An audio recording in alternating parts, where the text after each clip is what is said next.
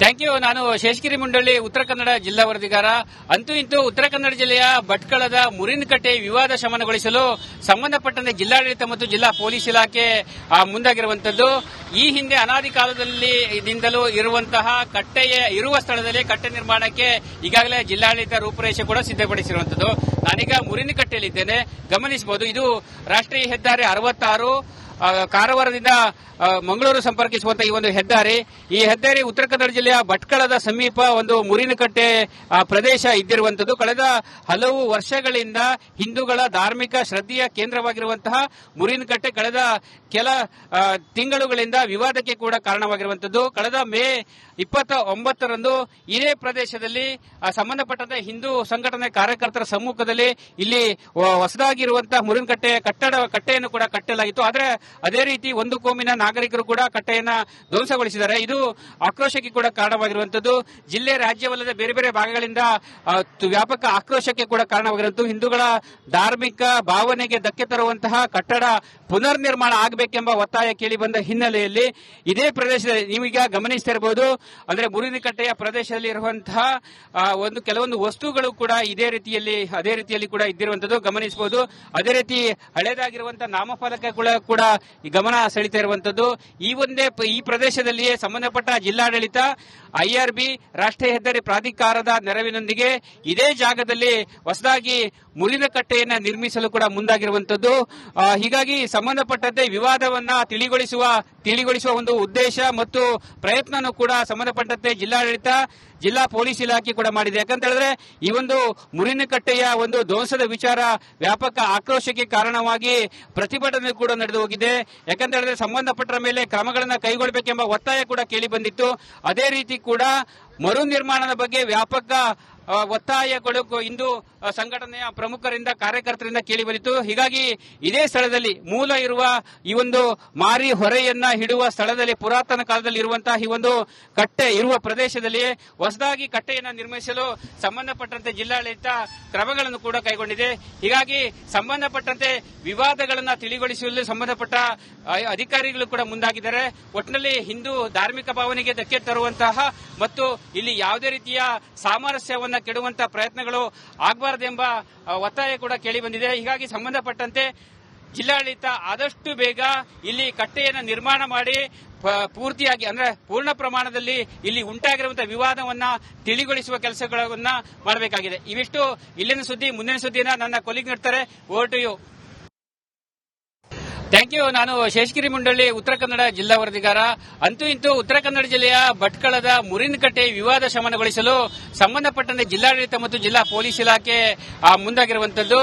ಈ ಹಿಂದೆ ಅನಾದಿ ಕಾಲದಿಂದಲೂ ಇರುವಂತಹ ಕಟ್ಟೆಯ ಇರುವ ಸ್ಥಳದಲ್ಲಿ ಕಟ್ಟೆ ನಿರ್ಮಾಣಕ್ಕೆ ಈಗಾಗಲೇ ಜಿಲ್ಲಾಡಳಿತ ರೂಪುರೇಷೆ ಕೂಡ ಸಿದ್ಧಪಡಿಸಿರುವಂತದ್ದು.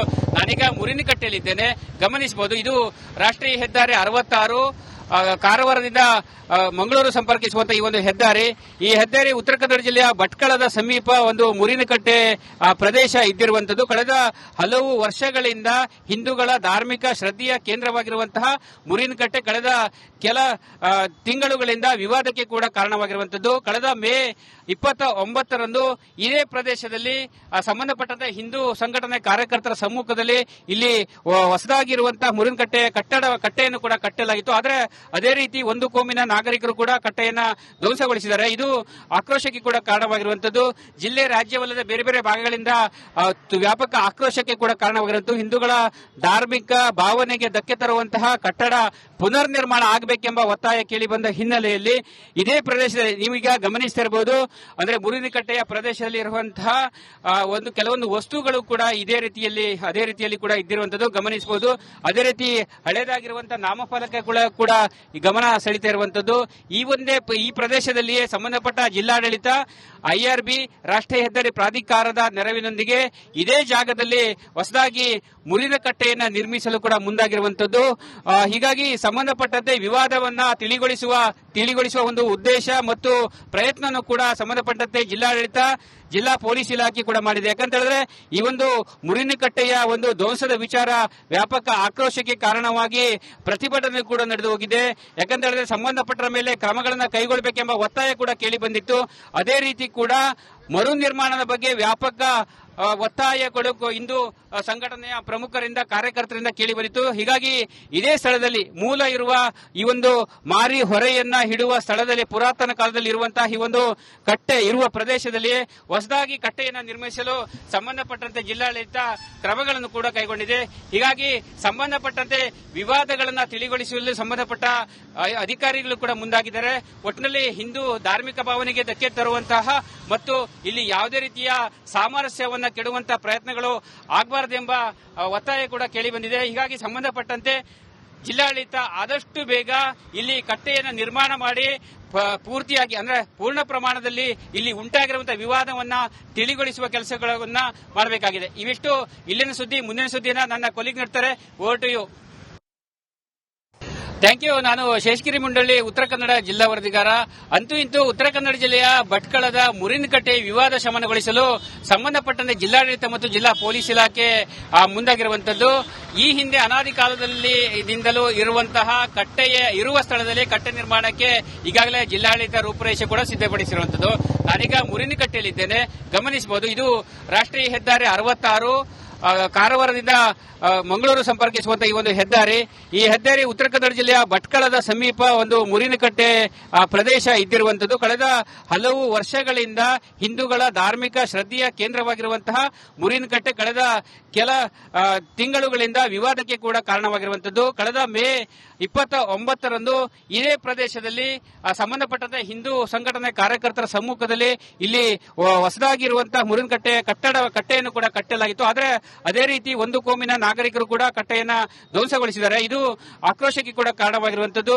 ಜಿಲ್ಲೆ ರಾಜ್ಯವಲ್ಲದೆ ಬೇರೆ ಬೇರೆ ಭಾಗಗಳಿಂದ ವ್ಯಾಪಕ ಆಕ್ರೋಶಕ್ಕೆ ಕೂಡ ಕಾರಣವಾಗಿರುವಂತದ್ದು. ಹಿಂದೂಗಳ ಧಾರ್ಮಿಕ ಭಾವನೆಗೆ ಧಕ್ಕೆ ತರುವಂತಹ ಕಟ್ಟಡ ಪುನರ್ ನಿರ್ಮಾಣ ಆಗಬೇಕೆಂಬ ಒತ್ತಾಯ ಕೇಳಿ ಬಂದ ಹಿನ್ನೆಲೆಯಲ್ಲಿ ಇದೇ ಪ್ರದೇಶದಲ್ಲಿ ನೀವೀಗ ಗಮನಿಸ್ತಿರಬಹುದು, ಅಂದ್ರೆ ಮುರಿನಕಟ್ಟೆಯ ಪ್ರದೇಶದಲ್ಲಿ ಇರುವಂತಹ ಕೆಲವೊಂದು ವಸ್ತುಗಳು ಕೂಡ ಅದೇ ರೀತಿಯಲ್ಲಿ ಕೂಡ ಇದ್ದಿರುವಂತದ್ದು ಗಮನಿಸಬಹುದು. ಅದೇ ರೀತಿ ಹಳೇದಾಗಿರುವಂತಹ ನಾಮಫಲಕಗಳು ಕೂಡ ಗಮನ ಸೆಳೀತಾ ಇರುವಂತದ್ದು. ಈ ಪ್ರದೇಶದಲ್ಲಿಯೇ ಸಂಬಂಧಪಟ್ಟ ಜಿಲ್ಲಾಡಳಿತ, IRB, ರಾಷ್ಟ್ರೀಯ ಹೆದ್ದಾರಿ ಪ್ರಾಧಿಕಾರದ ನೆರವಿನೊಂದಿಗೆ ಇದೇ ಜಾಗದಲ್ಲಿ ಹೊಸದಾಗಿ ಮುರಿನಕಟ್ಟೆಯನ್ನ ನಿರ್ಮಿಸಲು ಕೂಡ ಮುಂದಾಗಿರುವಂತದ್ದು. ಹೀಗಾಗಿ ಸಂಬಂಧಪಟ್ಟಂತೆ ವಿವಾದವನ್ನ ತಿಳಿಗೊಳಿಸುವ ಒಂದು ಉದ್ದೇಶ ಮತ್ತು ಪ್ರಯತ್ನ ಕೂಡ ಸಂಬಂಧಪಟ್ಟಂತೆ ಜಿಲ್ಲಾಡಳಿತ, ಜಿಲ್ಲಾ ಪೊಲೀಸ್ ಇಲಾಖೆ ಕೂಡ ಮಾಡಿದೆ. ಯಾಕಂತ ಹೇಳಿದ್ರೆ ಈ ಒಂದು ಮುರಿನಕಟ್ಟೆಯ ಒಂದು ಧ್ವಂಸದ ವಿಚಾರ ವ್ಯಾಪಕ ಆಕ್ರೋಶಕ್ಕೆ ಕಾರಣವಾಗಿ ಪ್ರತಿಭಟನೆ ಕೂಡ ನಡೆದು ಹೋಗಿದೆ. ಯಾಕಂತ ಹೇಳಿದ್ರೆ ಸಂಬಂಧಪಟ್ಟ ಮೇಲೆ ಕ್ರಮಗಳನ್ನು ಕೈಗೊಳ್ಳಬೇಕೆಂಬ ಒತ್ತಾಯ ಕೂಡ ಕೇಳಿ ಬಂದಿತ್ತು. ಅದೇ ರೀತಿ ಕೂಡ ಮರು ನಿರ್ಮಾಣದ ಬಗ್ಗೆ ವ್ಯಾಪಕ ಒತ್ತಾಯಗಳು ಇಂದು ಸಂಘಟನೆಯ ಪ್ರಮುಖರಿಂದ ಕಾರ್ಯಕರ್ತರಿಂದ ಕೇಳಿ ಬಂದಿತ್ತು. ಹೀಗಾಗಿ ಇದೇ ಸ್ಥಳದಲ್ಲಿ ಮೂಲ ಇರುವ ಈ ಒಂದು ಮಾರಿ ಹೊರೆಯನ್ನ ಹಿಡುವ ಸ್ಥಳದಲ್ಲಿ ಪುರಾತನ ಕಾಲದಲ್ಲಿ ಇರುವಂತಹ ಈ ಒಂದು ಕಟ್ಟೆ ಇರುವ ಪ್ರದೇಶದಲ್ಲಿ ಹೊಸದಾಗಿ ಕಟ್ಟೆಯನ್ನು ನಿರ್ಮಿಸಲು ಸಂಬಂಧಪಟ್ಟಂತೆ ಜಿಲ್ಲಾಡಳಿತ ಕ್ರಮಗಳನ್ನು ಕೂಡ ಕೈಗೊಂಡಿದೆ. ಹೀಗಾಗಿ ಸಂಬಂಧಪಟ್ಟಂತೆ ವಿವಾದಗಳನ್ನು ತಿಳಿಗೊಳಿಸುವಲ್ಲಿ ಸಂಬಂಧಪಟ್ಟ ಅಧಿಕಾರಿಗಳು ಕೂಡ ಮುಂದಾಗಿದ್ದಾರೆ. ಒಟ್ಟಿನಲ್ಲಿ ಹಿಂದೂ ಧಾರ್ಮಿಕ ಭಾವನೆಗೆ ಧಕ್ಕೆ ತರುವಂತಹ ಮತ್ತು ಇಲ್ಲಿ ಯಾವುದೇ ರೀತಿಯ ಸಾಮರಸ್ಯವನ್ನು ಕೆಡುವಂತಹ ಪ್ರಯತ್ನಗಳು ಆಗಬಾರದೆಂಬ ಒತ್ತಾಯ ಕೂಡ ಕೇಳಿ ಬಂದಿದೆ. ಹೀಗಾಗಿ ಸಂಬಂಧಪಟ್ಟಂತೆ ಜಿಲ್ಲಾಡಳಿತ ಆದಷ್ಟು ಬೇಗ ಇಲ್ಲಿ ಕಟ್ಟೆಯನ್ನು ನಿರ್ಮಾಣ ಮಾಡಿ ಪೂರ್ತಿಯಾಗಿ ಅಂದ್ರೆ ಪೂರ್ಣ ಪ್ರಮಾಣದಲ್ಲಿ ಇಲ್ಲಿ ಉಂಟಾಗಿರುವಂತಹ ವಿವಾದವನ್ನ ತಿಳಿಗೊಳಿಸುವ ಕೆಲಸಗಳನ್ನ ಮಾಡಬೇಕಾಗಿದೆ. ಇವಿಷ್ಟು ಇಲ್ಲಿನ ಸುದ್ದಿ. ಮುಂದಿನ ಸುದ್ದಿಯನ್ನ ನನ್ನ ಕೊಲೀಗ್ ನೀಡ್ತಾರೆ. Over to you.